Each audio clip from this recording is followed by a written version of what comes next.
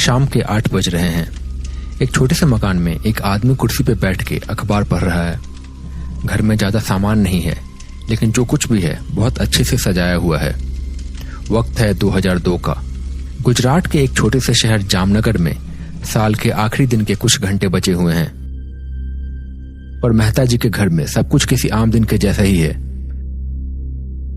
मेहता साहब को रिटायर हुए अभी 1 ही साल हुआ है, पर अभी से काम ना होना और दिन भर घर में बैठने की वजह से कभी कभी चिड़चिड़े हो जाते हैं। थोड़ी ही देर में बाहर की मौज मस्ती करने के बाद उनका बेटा सौरभ घर लौटा। सौरभ के कॉलेज की छुट्टी है, या शायद छुट्टी का बहाना करके घर लौट आया है। आ गए साहब। और देश की अर्थव्यवस्था का तो ख्याल रख लिया होगा आपने। अमेरिका रूस के बीच का झगड़ा भी सुलझा दिया होगा आपने। सौरभ के पापा ने उसे ताना मारते हुए कहा। सौरभ ने कुछ कहा नहीं और चुपचाप अपने कमरे की ओर जाने लगा। तभी अंदर किचन से आवाज आई। सौरभ बेटा आ गया तू? सुन, जल्दी से जाकर दुकान से सामान ले आ। कल नया साल है, नए साल पे कुछ अच्छा खाना बना दूंगी। पुलाव, मटर पनीर, पूरी और खीर। जल्दी से जाके मिश्रा जी के दुकान से सामान ले आ, वरना कहीं बंद ना हो जाए। सौरभ की माँ ने उसे कुछ पैसे दिए और सौरभ एक झोला लेके बाहर निकल गया। ये एक छोटा सा शहर था तब, जहाँ बड़ी बड़ी बिल्डिंग्स नहीं थी। अभी मोबाइल फोन का प्रचलन नहीं आया था और स्मार्टफोन तो अभी बहुत दूर की बात थी। लोगों के पास समय था और लोग आपस में बात करके ही समय बिताते थे। धीरे धीरे सौरभ मोहल्ले की दुकान पे पहुंचा। मिश्रा जी की दुकान में रोजमर्रा की लगभग हर चीज मिल जाती है। सौरभ दुकान के पास पहुंचा। वहां पहले से 1-2 लोग बैठे हुए थे। मिश्रा जी दुकान के अंदर थे और बाकी 2 लोग उसी मोहल्ले के थे। इनका भी हर शाम यहाँ आके बैठक लगाना आम बात है। क्या लगता है कौन जीतेगा इस बार वर्ल्ड कप? लगना क्या है, इंडिया जीतेगी, बस सचिन जल्दी आउट ना हो। हाँ, मुझे भी यही लगता है। इतने में सौरभ वहां पहुंचा। चाचा, मम्मी ने ये सामान लाने के लिए बोला है, ये दे दीजिए। मिश्रा जी पर्ची लेकर सामान निकालने लगे। इतने में उन्हें ऐसा लगा कि सामने अंधेरे में कोई बैठा हुआ है। रास्ते पे थोड़ी दूर पे ऐसा लगा जैसे कुछ रख के कुछ कर रहा है, फिर चुपचाप बड़ी तेजी से निकल गया। मिश्रा जी उधर ही देखते रहे। क्या हुआ चाचा, किस सोच में पड़ गए? अरे नहीं, कुछ नहीं। सामने किसी ने कुछ तो रखा है। मुझे लग रहा है किसी ने कुछ किया है। वो सब वहां पहुंचे। उन्होंने देखा कि वहां पे एक थाली रखी हुई थी, जिसमें नींबू, मिर्ची, लाल सिंदूर और कुछ मिठाई भी रखी हुई थी। ये सब तंत्र मंत्र इन्हें मेरे ही दुकान के सामने करना है। साले कहां से आ जाते हैं, चैन से जीने भी नहीं देते। ना जाने क्या होने लगा है आजकल। पता नहीं कैसे कैसे लोग आके रहने लगे हैं यहाँ पे। अब तो इनका ये रोज का हो गया है। ये तो अब इनका बढ़ते ही जा रहा है। मुझे पता है, नया साल आते आते लास्ट में ये सब हरकतें बढ़ जाती हैं इनकी। ये सारी साधनाएं इसी समय करते हैं। साधनाएं? कैसी साधनाएं? क्या है ये सब चाचा? अरे कुछ नहीं बेटा, ये सब बकवास बात है, छोड़िए ये सब। और तुम्हारा सामान दे दूं। कुछ घंटे पहले, समय आधी रात का हो रहा है। एक सुनसान स्मशान, जहां अमावस्या की रात का अंधकार हर कोने में छा चुका है। जलती हुई चिताओं की आग से उठती हुई लपटें और राख की तेज गंध चारों तरफ फैली हुई है। दूर कहीं उल्लू की आवाज भी आ रही है और भटकते कुत्तों की हल्की हल्की भौंक सुनाई दे रही है। स्मशान की भूमि पर गहरे अंधकार के बीच 2 तांत्रिक काले कपड़ों में बैठ के कुछ बात कर रहे हैं। शायद कोई साधना कर रहे हैं। माथे पे भस्म लगाए, हाथ में एक माला और झोले में साधना का सामान लिए बैठे हुए हैं। एक तांत्रिक ने कहा, जा, आज तेरी सिद्धि पूरी हो गई। इसके बाद तू काली शक्तियों को अपने अधीन कर सकेगा, लेकिन ये सब तुझे खुद ही करना होगा। जा, कोशिश करके देख, लेकिन इसका गलत इस्तेमाल मत करना। उस दूसरे तांत्रिक ने उसे प्रणाम किया और चला गया। वो तांत्रिक थोड़ी दूर गया। तांत्रिक भारी और सदे हुए कदमों से स्मशान की केंद्र की ओर बढ़ रहा है।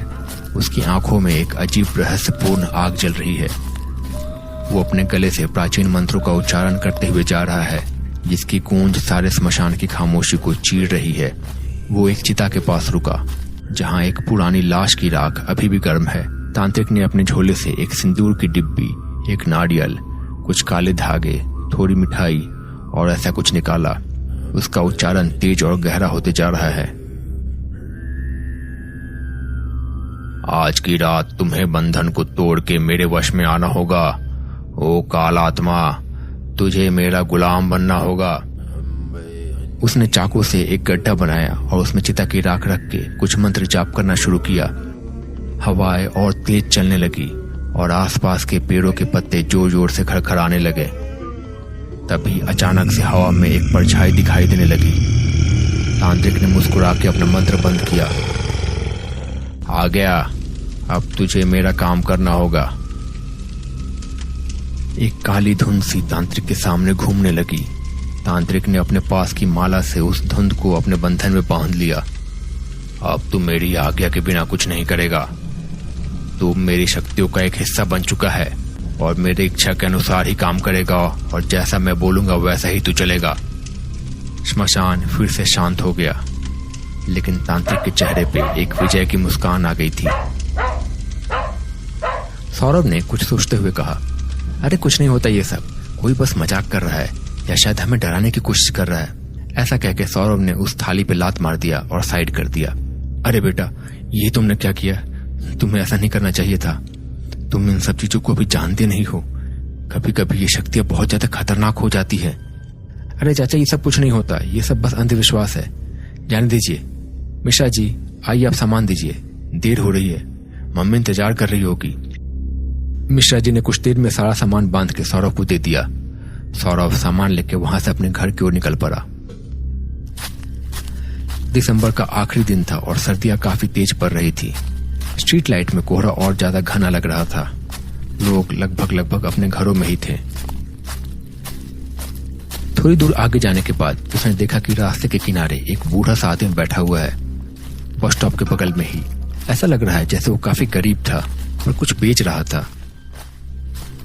जब सौरभ उस आदमी के पास से गुजरा तो उस आदमी ने कहा, बेटा कुछ सामान खरीद लो, सुबह से कुछ बिका नहीं, घर जाने पे खाने के भी पैसे नहीं होंगे। सौरभ ने उसे देखा और उसकी हालत देख उसे दया आने लगी। काका, इतनी रात में यहाँ क्यों बैठे हो? घर जाओ, ठंडी लग जाएगी। बेटा कुछ सामान खरीद लो, फिर मैं चला जाऊंगा। अच्छा बताओ, क्या बेच रहे हो आप? सौरभ ने देखा कि वो आदमी कुछ खिलौने, कंघिया और ऐसा ही कुछ सामान बेच रहा था। सौरभ के पास भी ज्यादा पैसे नहीं थे, फिर भी उसने 10 रुपए देके एक कंघी खरीद ली। अच्छा चाचा, अब जाओ, बहुत देर हो रही है। हाँ, अब चला जाता हूँ, अब मैं जा सकता हूँ। इसके बाद सौरभ उसी रास्ते पे आगे चलने लगा, पर अब उसे अचानक से कुछ अजीब सा महसूस होने लगा।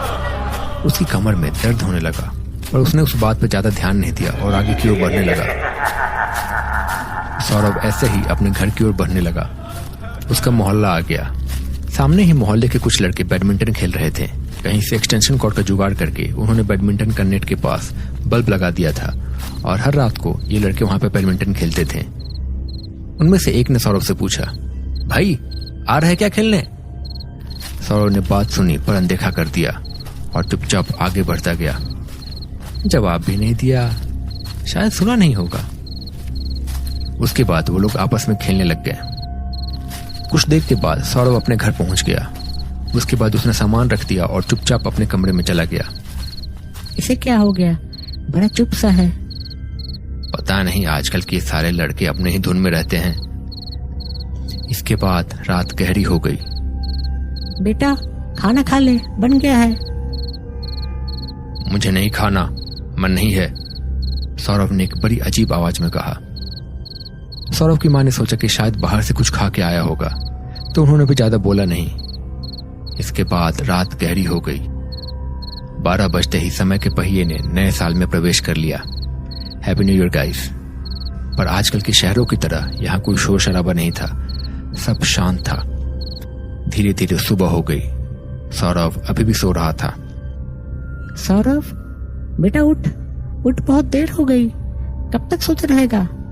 चल उठ के जल्दी से नहा ले, आज आलस करेगा तो पूरे साल आलस करेगा, और अगर आज पापा ने डांटा तो पूरे साल डांट पड़ती रहेगी। पर सौरभ ने कुछ भी जवाब नहीं दिया। सारी आदत तुमने ही खराब करके रखी है, ये भी कोई वक्त है सोने का? रुको, अभी मैं खबर लेता हूं। इसके बाद वो सौरभ के कमरे में गए, पर उसके बाद वो बिना कुछ बोले चुपचाप वहां से दरवाजा बंद करके बाहर आ गए। सुनो, मैं बाहर जा रहा हूं, जब तक मैं ना आऊं तब तक दरवाजा मत खोलना। पर हुआ क्या? कुछ नहीं, बस जब तक मैं ना आऊं तुम दरवाजा मत खोलना, और सवाल मत पूछो अभी, पर जो बोला है वो करो, और हरगिज दरवाजा मत खोलना। इसके बाद सौरभ के पापा वहां से बाहर चले गए। थोड़ी देर में वो बड़े परेशान से एक रास्ते पे आगे चलते गए। वहां एक बड़ा सा पीपल का पेड़ था, और उस पेड़ के पास एक छोटा सा घर था। वो घर के अंदर गए। उस घर में एक आदमी बैठा हुआ था और कुछ सोच रहा था। भगत जी, मुझे आपकी मदद की जरूरत है। क्या हुआ? कोई मुसीबत आन पड़ी? कोई बाधा? भगत जी, मेरा बेटा ठीक से बात नहीं कर रहा था। जब मैं उसके कमरे में गया तो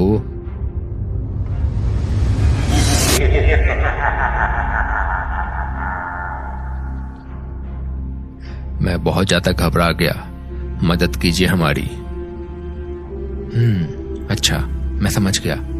रुको, तुम बाहर इंतजार करो। फिर वो आदमी अपने कमरे में बैठ गया और कुछ मंत्र जाप करने लगा। कुछ देर के बाद उसने अपनी आंखें खोली। तुम्हारा बेटा एक प्रेत आत्मा के वश में है। उसने शायद इसे छेड़ा है, कैसे ये नहीं पता, पर इस आत्मा को किसी तांत्रिक ने अपने वश में किया है। हमें मंत्र जाप से और अनुष्ठान से उसे किसी तरह उसके शरीर से बाहर निकालना होगा, और जल्दी ही करना होगा, वरना वो आत्मा तुम्हारे बच्चे को अपने साथ लेके जाएगी। एक काम करो, आज रात को तुम उसे अपने साथ खंडहर के पास वाले मैदान में लेके आओ।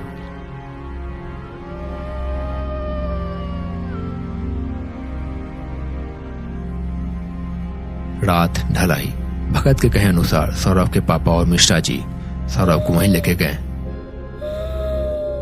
आज भगत आग के सामने बैठा हुआ था। उनके जाने के बाद भगत ने मंत्र पढ़ना शुरू किया। मंत्रों की गूंज और आग की लपटें हवा में घूम रही थी। कुछ ही देर में सौरभ के शरीर से एक साया बाहर निकला और हवा में मंडराने लगा। कौन है तू, और तूने इस बच्चे को क्यों जकड़ा है? मुझे कैद किया गया है, इसे ले जाने का आदेश दिया गया था। बोला गया है एक जान लेके आऊंगा तो मुक्ति मिलेगी। इसे छोड़ दे, मैं तुझे मुक्त कर दूंगा। नहीं, ये संभव नहीं है। भगत ने कुछ और मंत्र पढ़े और आग में कुछ डाला। अचानक वो साया तेज चीखते हुए गायब हो गया। सौरभ होश में आने लगा। भगत उसकी तरफ मुड़ के मुस्कुरा दिया, लेकिन उस मुस्कान में एक अजीब सी बात थी। भगत जी, क्या हुआ? वो गया? भगत जी ने एक ठंडी सी मुस्कान के साथ कहा, हाँ, वो गया। अब तुम बिल्कुल सुरक्षित हो। लेकिन जैसे ही लोग सौरभ को लेकर जाने के लिए आए, भगत ने एक पल के लिए आग में झांका। आग के अंदर उसे एक साया दिखा और उसकी आंखों में पहचान का एक डर था।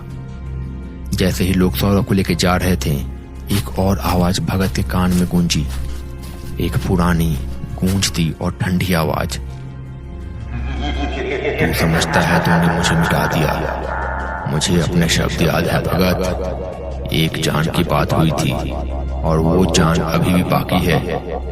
भगत ने अपने माला को और जोर से थाम लिया, लेकिन उसके चेहरे पे पसीने की बूंदें गिरने लगी थी। सौरभ तो बच गया था, पर अब भगत के चेहरे पे डर का साया था। श्मशान का अंधकार और ज्यादा गहरा होने लगा था।